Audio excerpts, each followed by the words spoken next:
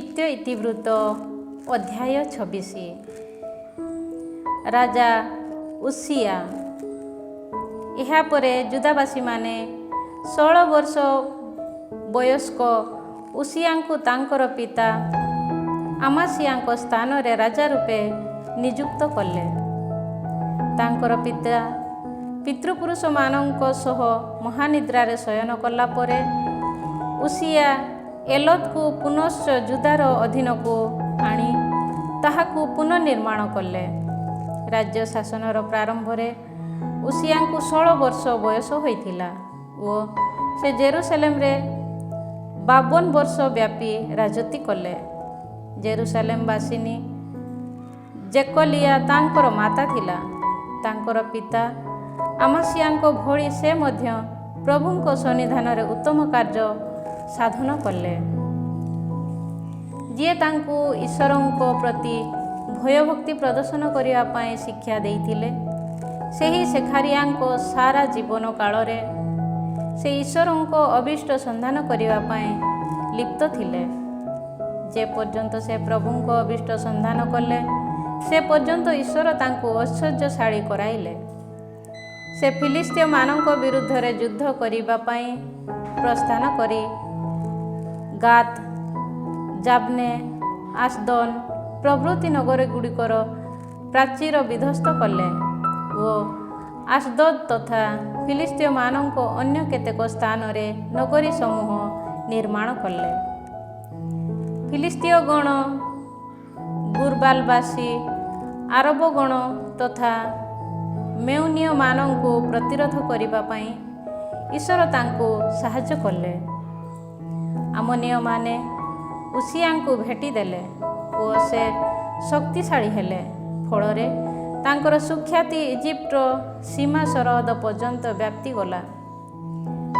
ଏହା ବ୍ୟତୀତ ଜେରୁସାଲେମର କୋଣ ଦ୍ୱାର, ଉପତ୍ୟକା ଦ୍ୱାର ଓ ପ୍ରାଚୀର କୋଣ ନାମକ ସ୍ଥାନମାନଙ୍କରେ ସେ ଦୁର୍ଗ ନିର୍ମାଣ କରି ସେ ସମସ୍ତକୁ ସୁଦୃଢ଼ କଲେ।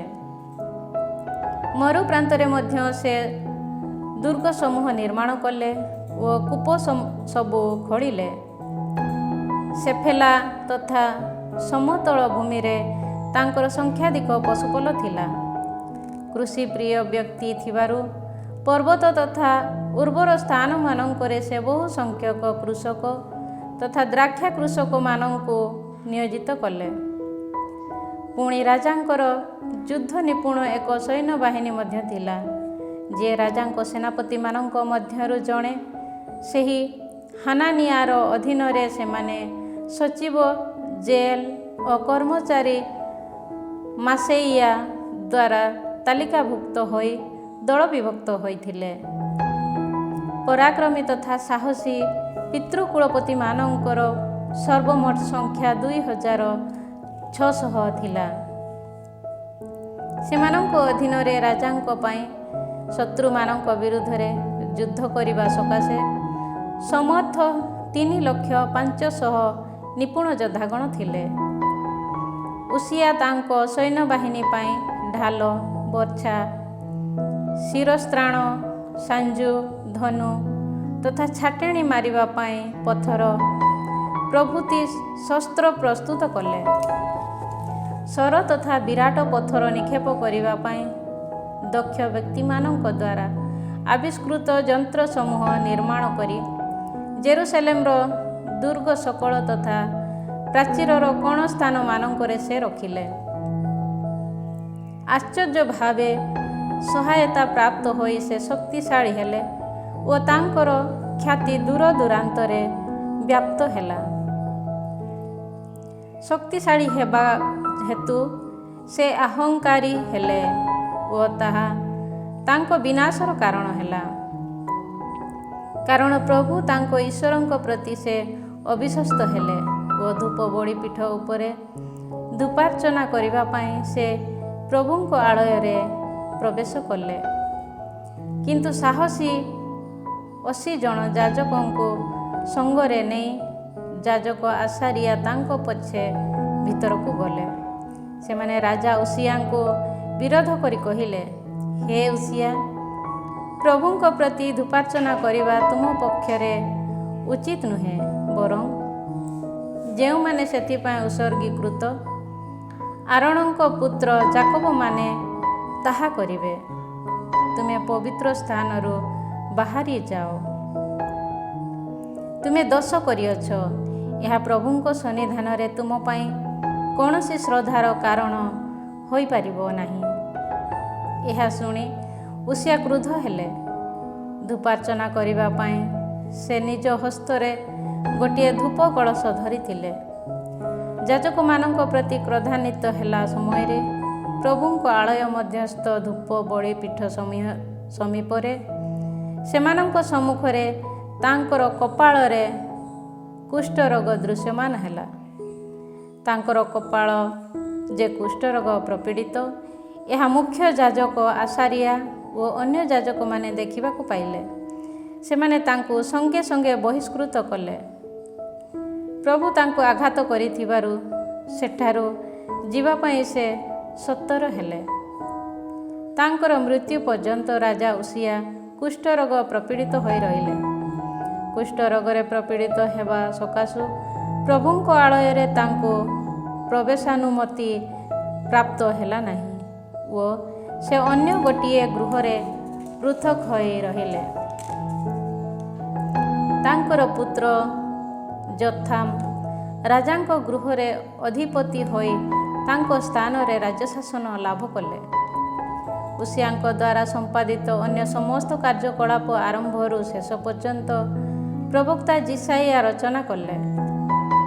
ଉସିଆ ତାଙ୍କ ପିତୃପୁରୁଷମାନଙ୍କ ସହ ମହାନିଦ୍ରାରେ ଶୟନ କଲେ। କୁଷ୍ଠରୋଗ ପ୍ରପୀଡ଼ିତ ହୋଇଥିବାରୁ ସେମାନେ ତାଙ୍କୁ ରାଜାମାନଙ୍କ ସମାଧି ପାଇଁ ଉଦ୍ଦିଷ୍ଟ ଭୂସ୍ଥଳ ସମୀପରେ କବର ଦେଲେ। ତାଙ୍କର ପୁତ୍ର ଯୋଥାମ ତାଙ୍କ ପରିବର୍ତ୍ତେ ରାଜା ହେଲେ। ଅଧ୍ୟାୟ 27। ରାଜା ଯୋଥାମ। ରାଜ୍ୟ ଶାସନର ପ୍ରାରମ୍ଭରେ ଯୋଥାମଙ୍କୁ 25 ବର୍ଷ ବୟସ ହୋଇଥିଲା ଓ ସେ ଜେରୁସାଲେମରେ 16 ବର୍ଷ ବ୍ୟାପୀ ରାଜୁତି କଲେ। ସାଦୋକର କନ୍ୟା ଜେରୁସା ତାଙ୍କର ମାତା ଥିଲା। ତାଙ୍କ ପିତା ଉସିଆଙ୍କ ଭଳି ସେ ମଧ୍ୟ ପ୍ରଭୁଙ୍କ ସନ୍ନିଧାନରେ ଉତ୍ତମ କାର୍ଯ୍ୟ ସାଧନ କଲେ ଓ ଉସିଆଙ୍କ ପରି ପ୍ରଭୁଙ୍କ ଆଳୟରେ ପ୍ରବେଶ କଲେ ନାହିଁ। କିନ୍ତୁ ଜନତା ଆହୁରି ଦୁରାଚାର କଲେ।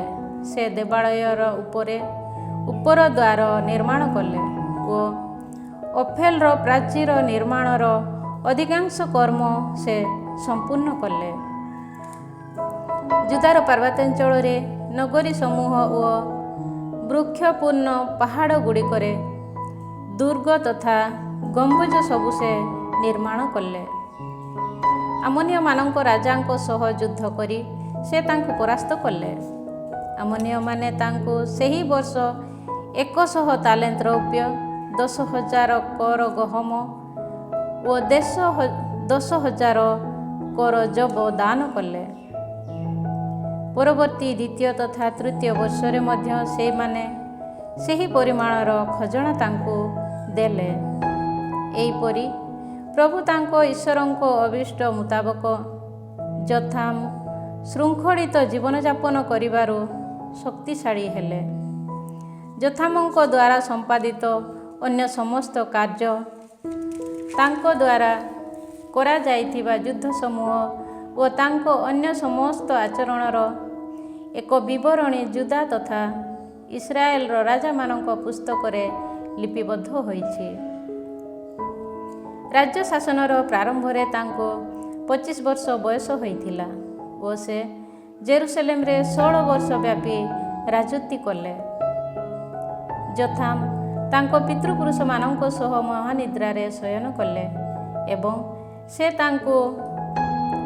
ସେମାନେ ତାଙ୍କୁ ଦାବିଦଙ୍କ ନଗରୀରେ ସମାଧିସ୍ଥ କଲେ। ତାଙ୍କର ପୁତ୍ର ଆହାଜ ତାଙ୍କ ସ୍ଥାନରେ ରାଜା ହେଲେ। ଅଧ୍ୟାୟ 28। ରାଜା ଆହାଜ। ରାଜ୍ୟ ଶାସନର ପ୍ରାରମ୍ଭରେ ଆହାଜଙ୍କୁ 20 ବର୍ଷ ବୟସ ହୋଇଥିଲା ଓ ସେ ଜେରୁସାଲେମରେ 16 ବର୍ଷ ବ୍ୟାପୀ ରାଜୁତି କଲେ। ତାଙ୍କ ପିତୃପୁରୁଷ ଦାବିଦଙ୍କ ଭଳି ସେ ପ୍ରଭୁଙ୍କ ସନ୍ନିଧାନରେ ଉତ୍ତମ କାର୍ଯ୍ୟ କଲେ ନାହିଁ। ସେ ଇସ୍ରାଏଲର ରାଜାମାନଙ୍କ ମାର୍ଗାବଳୀରେ ବ୍ୟାପୃତ ହେଲେ ଓ ବାଲ ଦେବମାନଙ୍କର ଛାଞ୍ଚ ନିର୍ମିତ ପ୍ରତିମୂର୍ତ୍ତି ସମୂହ ସେ ନିର୍ମାଣ କଲେ। ବେନ୍ ହିନମ୍ ଉପତ୍ୟକାରେ ସେ ଧୂପାର୍ଚ୍ଚନା କଲେ। ଇସ୍ରାଏଲ ଜନତା ସମ୍ମୁଖରୁ ପ୍ରଭୁଙ୍କ ଦ୍ୱାରା ବିତାଡ଼ିତ ଜାତି ସକଳର ଘୃଣ୍ୟ କର୍ମାବଳୀକୁ ଅନୁସରଣ କରି ସେ ତାଙ୍କ ପୁତ୍ରମାନଙ୍କୁ ହୋମବଳି ରୂପେ ଉତ୍ସର୍ଗ କଲେ। ଉଚ୍ଚ ପୂଜାସ୍ଥଳୀ ତଥା ପାହାଡ଼ ସବୁ ଉପରେ ଓ ପ୍ରତ୍ୟେକ ସବୁଜ ବୃକ୍ଷ ମୂଳରେ ସେ ନୈବେଦ୍ୟ ତଥା ଧୂପାର୍ଚ୍ଚନା କଲେ। ସୁତରାଂ ପ୍ରଭୁ ତାଙ୍କ ଈଶ୍ୱର ତାଙ୍କୁ ଆରାମର ରାଜାଙ୍କ ହସ୍ତରେ ସମର୍ପଣ କଲେ। ସେ ଆହାସଙ୍କୁ ଯୁଦ୍ଧରେ ପରାସ୍ତ କରି ବହୁ ଲୋକଙ୍କୁ ବନ୍ଦୀ କରି ଦମାସ୍କସକୁ ନେଇଗଲେ। ପ୍ରଭୁ ତାଙ୍କୁ ଇସ୍ରାଏଲର ରାଜାଙ୍କ ହସ୍ତରେ ମଧ୍ୟ ସମର୍ପଣ କଲେ। ଆହାସଙ୍କର ସଂଖ୍ୟାଧିକ ସୈନ୍ୟକୁ ଇସ୍ରାଏଲର ରାଜା ପରାଜିତ କରି ବଦ୍ଧ କଲେ। ପ୍ରଭୁ ସେମାନଙ୍କ ପିତୃପୁରୁଷମାନଙ୍କ ଈଶ୍ୱରଙ୍କୁ ଉପେକ୍ଷା କରିଥିବା ଯୋଗୁଁ ରେମାଲିଆର ପୁତ୍ର ପେକା ଜୁଦାର ସୈନ୍ୟ ମଧ୍ୟରୁ 1,20,000 ଯୁଦ୍ଧ ପ୍ରବୀଣ ଲୋକମାନଙ୍କୁ ଏକା ଦିନରେ ହତ୍ୟା କଲେ। ରାଜପୁତ୍ର ମାସେଇଆ ରାଜପ୍ରାସାଦର ଦେବାନ ଆଶ୍ରିକାମ ଓ ରାଜାଙ୍କର ଦ୍ୱିତୀୟ ଶ୍ରେଣୀ କର୍ତ୍ତୃପକ୍ଷ ଏଲକାନାଙ୍କୁ ପରାକ୍ରମୀ ସିକ୍ରି ନାମକ ଜଣେ ଇଫ୍ରାଇମୀୟ ବ୍ୟକ୍ତି ହତ୍ୟା କଲା। ସେମାନଙ୍କର ଭାତୃବୃନ୍ଦ ଯୁଦାବାସୀମାନଙ୍କ ମଧ୍ୟରୁ ନାରୀ ତଥା ପୁତ୍ରକନ୍ୟାମାନଙ୍କ ସମେତ 2,00,000 ବ୍ୟକ୍ତିଙ୍କୁ ଇସ୍ରାଏଲୀୟ ବନ୍ଦୀ କଲେ। ବହୁ ପରିମାଣର ଲୁଣ୍ଠିତ ବସ୍ତୁ ମଧ୍ୟ ଅଧିକାର କରି ସେମାନେ ସାମାରିଆକୁ ନେଇଗଲେ। ସେ ସମୟରେ ଅଦେଦ ନାମକ ପ୍ରଭୁଙ୍କ ଜଣେ ପ୍ରବକ୍ତା ସେଠାରେ ବାସ କରିଥିଲେ। ସାମାରିଆକୁ ଆସିଥିବା ସୈନ୍ୟମାନଙ୍କ ପାଖକୁ ଆସି ସେ କହିଲେ, ଦେଖ, ପ୍ରଭୁ ତୁମ ପିତୃପୁରୁଷମାନଙ୍କର ଈଶ୍ୱର ଯୁଦା ବିରୁଦ୍ଧରେ କୁପିତ ହୋଇ ସେମାନଙ୍କୁ ତୁମ ହସ୍ତରେ ସମର୍ପଣ କରିଛନ୍ତି।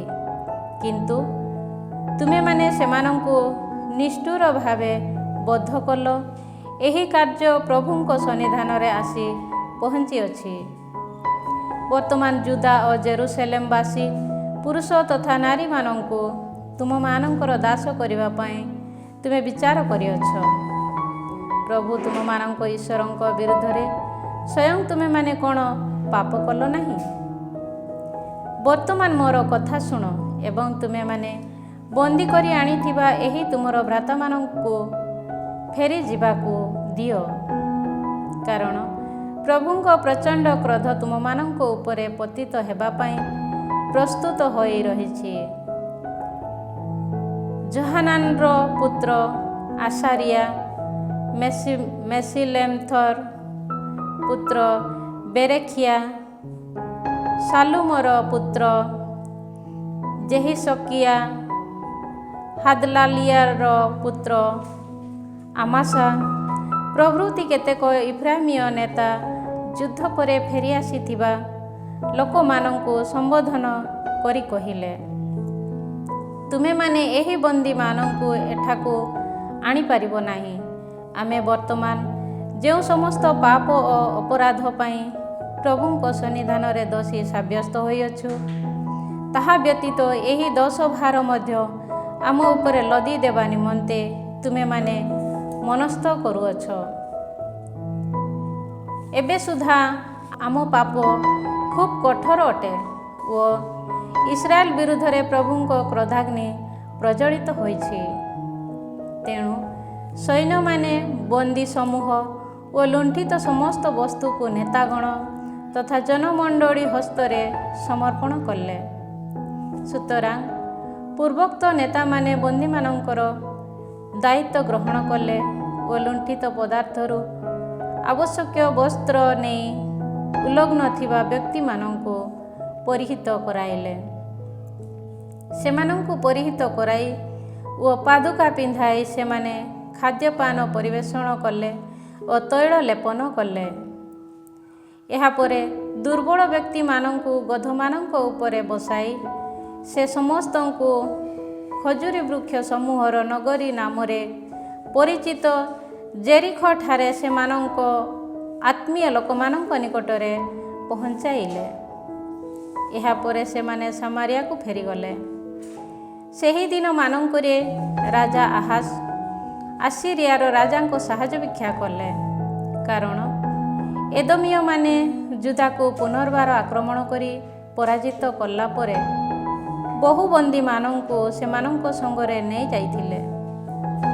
ଫିଲିସ୍ତୀୟମାନେ ମଧ୍ୟ ସେଫେଲା ତଥା ଯୁଦାର ନେଗେବକୁ ଆକ୍ରମଣ କରି ବେତ୍-ଶେମେଶ, ଆଇଜାଲୋନ, ଗେଦେରୋତ ପ୍ରଭୃତି ନଗରଗୁଡ଼ିକ ଏବଂ ସୋକ, ତିମା, ଗିମ୍ସ ପ୍ରଭୃତି ନଗର ତଥା ସେ ସମସ୍ତର ଚତୁଃପାର୍ଶ୍ୱସ୍ଥ ଗ୍ରାମ ସମୂହକୁ ଅଧିକାର କରି ସେ ସ୍ଥାନମାନଙ୍କରେ ଅବସ୍ଥାନ କଲେ। ଇସ୍ରାଏଲର ରାଜା ଆହାଜ ଯୁଦାରେ ସ୍ୱେଚ୍ଛାଚାର କରି ପ୍ରଭୁଙ୍କ ପ୍ରତି ଅବିଶ୍ୱସ୍ତ ହେବା ଯୋଗୁଁ ପ୍ରଭୁ ଯୁଦାର ଅଧଃପତନ ଘଟାଇଲେ। ତେଣୁ ଆସିରିଆର ରାଜା ତିଗ୍ଲାତ-ପିଲନେସାର ଆସି ତାଙ୍କର ସହାୟ ହେବା ପରିବର୍ତ୍ତେ ତାଙ୍କୁ ଆକ୍ରମଣ କରି ପୀଡ଼ିତ କଲେ। ଦେବାଳୟ, ରାଜପ୍ରାସାଦ ଓ ଦେଶର ଶାସକମାନଙ୍କୁ ଧନ ସଞ୍ଚୟ କରି ସେ ଆସିରିଆର ରାଜାଙ୍କୁ ଭେଟିଦେଲେ, କିନ୍ତୁ ତାହା ତାଙ୍କର ସହାୟ ହେଲା ନାହିଁ। ତାଙ୍କ ଦୁଃଖ ମଧ୍ୟରେ ଏହି ରାଜା ଆହାଜ ପ୍ରଭୁଙ୍କ ପ୍ରତି ଅଧିକ ଅବିଶ୍ୱସ୍ତ ହେଲେ। ତାଙ୍କୁ ଯୁଦ୍ଧରେ ପରାସ୍ତ କରିଥିବା ଦମାସ୍କସର ଦେବମାନଙ୍କ ଉଦ୍ଦେଶ୍ୟରେ ସେ ନୈବେଦ୍ୟ ଉତ୍ସର୍ଗ କଲେ, କାରଣ ସେ କହିଲେ, ଆରାମୀୟ ରାଜାମାନଙ୍କର ଦେବମାନେ ସେମାନଙ୍କର ସହାୟକ ହୋଇଛନ୍ତି, ସୁତରାଂ ଯେପରି ମୋର ମଧ୍ୟ ସହାୟକ ହୁଅନ୍ତି, ସେଥିପାଇଁ ମୁଁ ସେମାନଙ୍କ ପ୍ରତି ନୈବେଦ୍ୟ ଉତ୍ସର୍ଗ କରିବି। କିନ୍ତୁ ସେମାନେ ତାଙ୍କର ଓ ସମସ୍ତ ଇସ୍ରାଏଲର ବିନାଶର କାରଣ ହେଲେ। ସେ ଦେବାଳୟରେ ବ୍ୟବହୃତ ପାତ୍ରଗୁଡ଼ିକୁ ଏକତ୍ରିତ କରି ଖଣ୍ଡ ବିଖଣ୍ଡ କଲେ ଓ ପ୍ରଭୁଙ୍କ ଆଳୟର ଦ୍ୱାରସମୂହ ରୁଦ୍ଧ କଲେ। ଜେରୁସାଲେମର ସମସ୍ତ କୋଣରେ ନିଜ ପାଇଁ ସେ ଯାଗପୀଠ ନିର୍ମାଣ କଲେ। ଯୁଦା ମଧ୍ୟବର୍ତ୍ତୀ ନଗରୀଗୁଡ଼ିକରେ ଉଚ୍ଚ ପୂଜାସ୍ଥଳୀ ସମୂହ ନିର୍ମାଣ କରି ପ୍ରଭୁ ତାଙ୍କ ପିତୃପୁରୁଷମାନଙ୍କ ଈଶ୍ୱରଙ୍କୁ ସେ କୁପିତ କଲେ। ତାଙ୍କ ଦ୍ୱାରା ସମ୍ପାଦିତ ଅନ୍ୟ ସମସ୍ତ କାର୍ଯ୍ୟକଳାପ ଓ ତାଙ୍କର ଆଚରଣ ଆଦ୍ୟରୁ ଅନ୍ତ ପର୍ଯ୍ୟନ୍ତ ଯୁଦା ତଥା ଇସ୍ରାଏଲର ରାଜାମାନଙ୍କ ପୁସ୍ତକରେ ଲିପିବଦ୍ଧ ହୋଇଅଛି। ଆହାଜ ତାଙ୍କ ପିତୃପୁରୁଷମାନଙ୍କ ସହ ମହାନିଦ୍ରାରେ ଶୟନ କଲେ ଏବଂ ସେମାନେ ତାଙ୍କୁ ଜେରୁସାଲେମରେ ସମାଧିସ୍ଥ କଲେ। ସେମାନେ ତାଙ୍କୁ ଇସ୍ରାଏଲ ରାଜାମାନଙ୍କ କବରରେ କବର ଦେଲେ ନାହିଁ।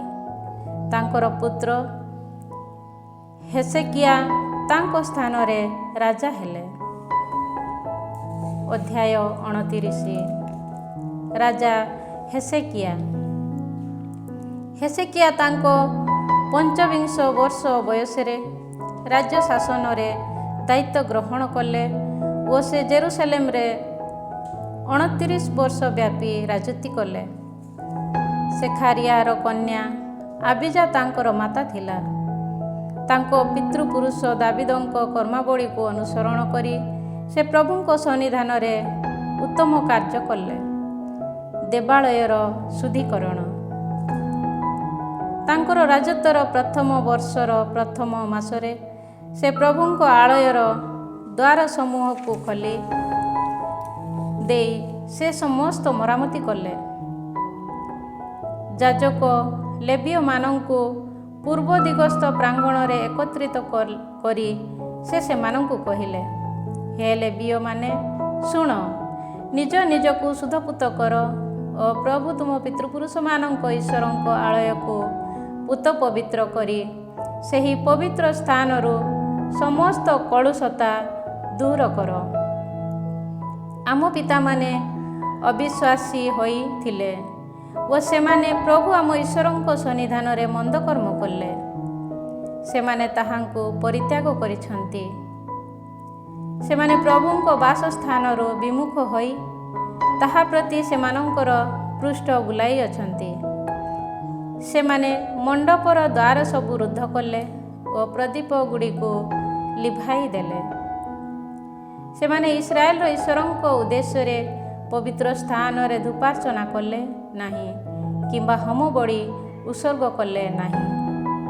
ଫଳରେ ଜୁଦା ଓ ଜେରୁସଲେମ ଉପରେ ପ୍ରଭୁଙ୍କର କ୍ରୋଧାଗ୍ନି ପତିତ ହେଲା ଓ ତୁମେମାନେ ନିଜ ଚକ୍ଷୁରେ ଦେଖିପାରିଥିବା ଭଳି ସେ ସେମାନଙ୍କୁ ଭୟ, ଧମକ ତଥା ଉପହାସର ପାତ୍ର କରିଅଛନ୍ତି। ଫଳରେ ଆମ ପିତାମାନେ ଖଡ୍ଗ ଦ୍ୱାରା ନିହତ ହେଲେ ଓ ଆମ ପୁତ୍ର କନ୍ୟା ତଥା ପତ୍ନୀଗଣ ବନ୍ଦୀ ହେଲେ। ବର୍ତ୍ତମାନ ତାଙ୍କର ପ୍ରଚଣ୍ଡ କ୍ରୋଧ ଯେପରି ଆମ ଉପରୁ ଦୂରେଇ ଯାଏ, ସେଥିପାଇଁ ପ୍ରଭୁ ଇସ୍ରାଏଲର ଈଶ୍ୱରଙ୍କ ସହ ଏକ ବ୍ୟବସ୍ଥା ବିଧାନ ସ୍ଥାପନ କରିବା ପାଇଁ ମୁଁ ଅଭିଳାଷୀ ହୋଇଛି।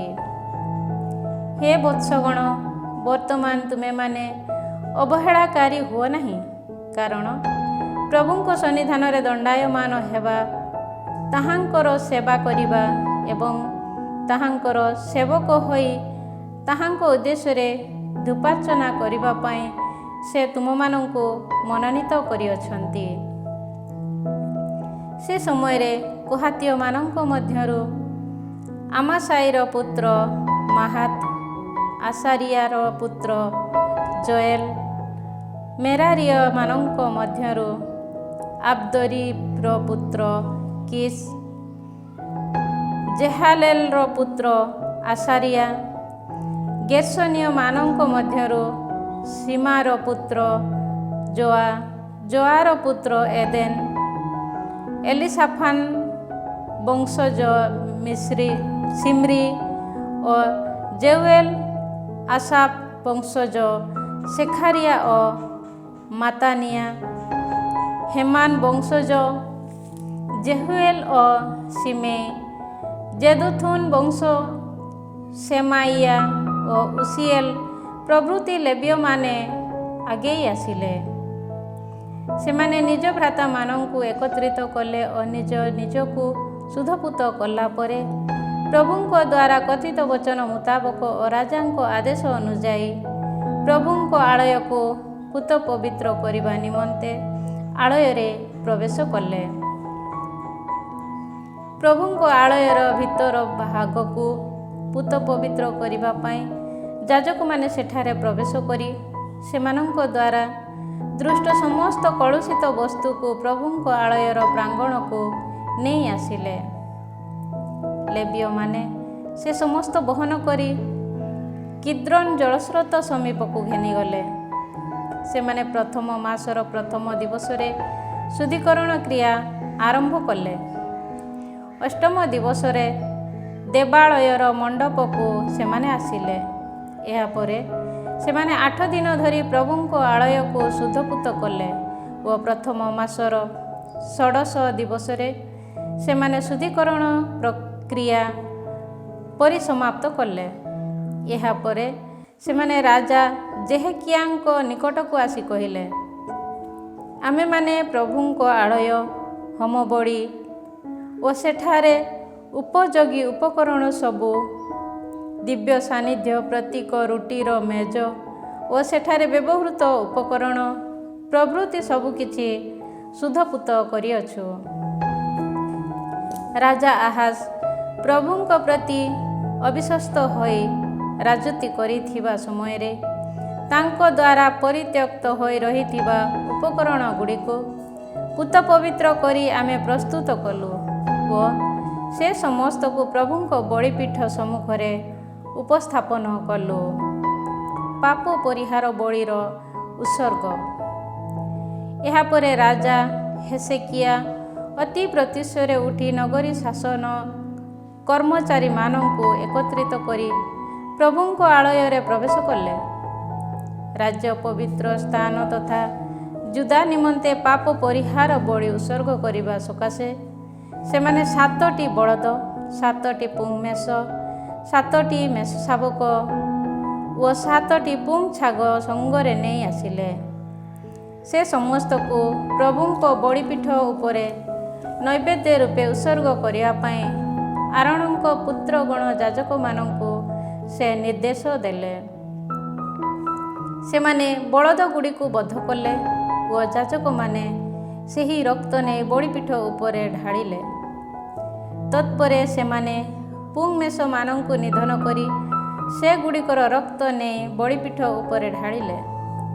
ଏହାପରେ ସେମାନେ ମେଷ ଶାବକମାନଙ୍କୁ ବଧ କରି ସେ ସମସ୍ତର ରକ୍ତ ନେଇ ବଳିପୀଠ ଉପରେ ଢାଳିଲେ। ଏହାପରେ ପାପ ପରିହାର ବଳି ପାଇଁ ଉଦ୍ଦିଷ୍ଟ ପୁଂ ଛାଗଗୁଡ଼ିକ ରାଜା ଓ ଜନମଣ୍ଡଳୀର ସମ୍ମୁଖକୁ ଅଣାଗଲା ଓ ସେମାନେ ସେଗୁଡ଼ିକ ଉପରେ ହସ୍ତାର୍ପଣ କଲେ। ଯାଜକମାନେ ସେଗୁଡ଼ିକୁ ନିଧନ କରି ସେଗୁଡ଼ିକର ରକ୍ତ ନେଇ ଇସ୍ରାଏଲୀୟ ଜନତାର ପାପ ପରିହାର ପାଇଁ ବଳିପୀଠ ଉପରେ ପାପ ପରିହାର ବଳି ରୂପେ ଉତ୍ସର୍ଗ କଲେ। କାରଣ ରାଜା ଆଦେଶ ଦେଇଥିଲେ ଯେ ସମସ୍ତ ଇସ୍ରାଏଲୀୟ ଜନତା ପାଇଁ ହୋମ ବଳି ଓ ପାପ ପରିହାର ବଳି ଉତ୍ସର୍ଗ ହେବା ଆବଶ୍ୟକ। ରାଜା ଦାବିଦ ରାଜାଙ୍କ ଦୂରଦର୍ଶୀ ଗାଦ୍ ଓ ପ୍ରବକ୍ତା ନାଥାନଙ୍କ ଦ୍ୱାରା ପ୍ରଦତ୍ତ ନିର୍ଦ୍ଦେଶ ଅନୁଯାୟୀ ମନ୍ଦିରା, ବୀଣା, ସାରଙ୍ଗ ପ୍ରଭୃତି ବାଦ୍ୟଯନ୍ତ୍ରର ବାଦକ ଲେବୀୟମାନଙ୍କୁ ପ୍ରଭୁଙ୍କ ଆଳୟରେ ସେବା କରିବା ପାଇଁ ହେସେକିଆ ନିୟୋଜିତ କଲେ। କାରଣ ପ୍ରଭୁ ତାହାଙ୍କ ପ୍ରବକ୍ତାମାନଙ୍କ ଦ୍ୱାରା ଏହି ଆଦେଶ ଦେଇଥିଲେ। ଦାବିଦଙ୍କ ବାଦ୍ୟୋପକରଣ ସବୁ ଧରି ଲେବୀୟମାନେ ଓ ଭେରୀ ସମୂହ ଧରି ଯାଜକମାନେ ଦଣ୍ଡାୟମାନ ହେଲେ। ସେ ସମୟରେ ବଳିପୀଠ ଉପରେ ହୋମ ବଳି ଉତ୍ସର୍ଗ କରିବା ପାଇଁ ହେସେକିଆ ଆଦେଶ ଦେଲେ। ହୋମ ବଳିର ଉତ୍ସର୍ଗ ଆରମ୍ଭ ହେବା ବେଳେ ଇସ୍ରାଏଲର ରାଜା ଦାବିଦଙ୍କ ଦ୍ୱାରା ନିର୍ମିତ ଉପକରଣାଦି ସହ ପ୍ରଭୁଙ୍କ ଉଦ୍ଦେଶ୍ୟରେ ସ୍ତୁତିଗାନ ମଧ୍ୟ ଆରମ୍ଭ ହେଲା। ସମସ୍ତ ଜନମଣ୍ଡଳୀ ଆରାଧନା କଲେ, ଗାୟକମାନେ ଗାନ କଲେ ଓ ଭେରୀ ବାଦକମାନେ ଭେରୀ ବଜାଇଲେ। ହୋମ ବଳି ଉତ୍ସର୍ଗର ପରିସମାପ୍ତି ପର୍ଯ୍ୟନ୍ତ ସେମାନେ ସେପରି କଲେ। ହୋମ ବଳିର ପରିସମାପ୍ତ ଘଟିଲା ପରେ ରାଜା ଓ ତାଙ୍କର ସହବର୍ତ୍ତୀ ସମସ୍ତ ଲୋକ ନତମସ୍ତକ ହୋଇ ଆରାଧନା କଲେ। ଦାବିଦ ଓ ଦୂରଦର୍ଶୀ ଆସାଫ ରଚିତ ବାକ୍ୟ ଉପଯୋଗ କରି ପ୍ରଭୁଙ୍କ ଉଦ୍ଦେଶ୍ୟରେ ସ୍ତୋତ୍ର ଗାନ କରିବା ପାଇଁ ରାଜା ହେସେକିଆ ଓ ଶାସକଗଣ ଲେବୀୟମାନଙ୍କୁ ନିର୍ଦ୍ଦେଶ ଦେଲେ। ସେମାନେ ସାନନ୍ଦରେ ସ୍ତୁତି ଗାନ କଲେ ଓ ପ୍ରଣିପାତ ପୂର୍ବକ ଆରାଧନା କଲେ। ହେସେକିଆ କହିଲେ, ତୁମେମାନେ ପ୍ରଭୁଙ୍କ ଉଦ୍ଦେଶ୍ୟରେ ନିଜ ନିଜକୁ ଶୁଦ୍ଧପୂତ କରିଅଛ। ସୁତରାଂ ସନ୍ନିକଟ ହୁଅ ଓ ପ୍ରଭୁଙ୍କ ଆଳୟକୁ ନୈବେଦ୍ୟ ତଥା କୃତଜ୍ଞତାତ୍ମକ ଉପହାର ସବୁକୁ ନେଇ ଆସ। ତହୁଁ ଜନମଣ୍ଡଳୀ ନୈବେଦ୍ୟ ତଥା କୃତଜ୍ଞତାତ୍ମକ ଉପହାର ସବୁକୁ ଘେନି ଆସିଲେ। ସେମାନେ ନିଜ ଇଚ୍ଛା ଅନୁଯାୟୀ ହୋମ ବଳି ବସ୍ତୁ ମଧ୍ୟ ଆଣିଲେ। ହୋମ ବଳି ଉତ୍ସର୍ଗ କରିବା ପାଇଁ ଜନମଣ୍ଡଳୀ 70ଟି ବଳଦ, 100 ପୁଂମେଷ ଓ 200 ମେଷ ଶାବକ ଆଣିଲେ। ଏ ସମସ୍ତ ପ୍ରଭୁଙ୍କ ଉଦ୍ଦେଶ୍ୟରେ ହୋମ ବଳି ପାଇଁ ଉଦ୍ଦିଷ୍ଟ ଥିଲା। ଏତଦ୍‌ବ୍ୟତୀତ ଉପହାର ସଦୃଶ 600 ବଳଦ ଓ 3000 ମେଷ ମଧ୍ୟ ଅର୍ପିତ ହେଲେ। ହୋମ ବଳି ପାଇଁ ଉଦ୍ଦିଷ୍ଟ ପଶୁମାନଙ୍କ ଚର୍ମ ଉତାରିବା ପାଇଁ ଯାଜକମାନେ ଯଥେଷ୍ଟ ସଂଖ୍ୟକ ନଥିଲେ। ସୁତରାଂ ଅନ୍ୟ ଯାଜକମାନେ ନିଜ ନିଜକୁ ପୂତ ପବିତ୍ର କରି ଆସିବା ପର୍ଯ୍ୟନ୍ତ ସେମାନଙ୍କର ଭ୍ରାତା ଲେବୀମାନେ ସେମାନଙ୍କୁ ସାହାଯ୍ୟ କଲେ। କାରଣ ନିଜ ନିଜକୁ ପୂତ ପବିତ୍ର କରିବା କର୍ମରେ ଲେବୀୟମାନେ ଯାଜକମାନଙ୍କ ଅପେକ୍ଷା ଅଧିକ ଉତ୍ସାହୀ ଥିଲେ। ପ୍ରଚୁର ହୋମବଳି ବ୍ୟତୀତ ଶାନ୍ତି ବଳି ପାଇଁ ଉଦ୍ଦିଷ୍ଟ ମେଦ ତଥା ହୋମବଳି ସହିତ ଉତ୍ସର୍ଗିତ ହେଉଥିବା ପାନୀୟ ବଳି ମଧ୍ୟ ଅର୍ପିତ ହେଲା। ଏହିପରି ପ୍ରଭୁଙ୍କ ଆଳୟରେ ଆରାଧନା କାର୍ଯ୍ୟ ପୁନରାୟ ଆରମ୍ଭ ହେଲା। ଏପରି କର୍ମ ଖୁବ୍ ଶୀଘ୍ର କରିବା ପାଇଁ ଈଶ୍ୱର ଜନତାକୁ ପ୍ରରୋଚନା ଦେଇଥିବା ବିଷୟ ସ୍ମରଣ କରି ହେଶେକିଆ ଓ ସମସ୍ତ ଜନତା ଆନନ୍ଦିତ ହେଲେ।